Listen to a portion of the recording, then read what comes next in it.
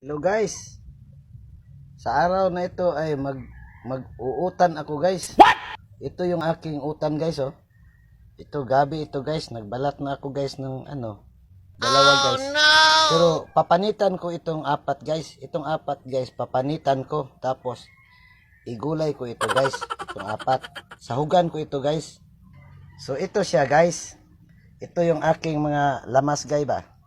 Ito, mayroong sibuyas bombay, may bawang, may kamatis, may bitchin guys, lagyan ko pa carrots. Tapos, mamaya guys, i-ano ko yan guys, i-gisal ko yan lahat guys. Pagkatapos ko mag-gisa nito guys, ang aking pinanitan na mga gabi guys, isunod ko yan guys. Tapos, lagyan ko ng alugbate. Ito yung alugbate ko guys, o tingnan nyo ha. Ayan guys, oh no! Ang dami ng alugbate ko guys. Mga harvest ko lang to guys. Sa aking mga pananim ba guys ba. Gulay ko ito ngayon guys ha. Masarap ako mag-utan guys Masarap guys.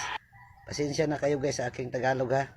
Kasi 3 araw pa lang ko nagpuyo sa Maynila Kunti pa lang na ipon ko sa aking bulsa guys.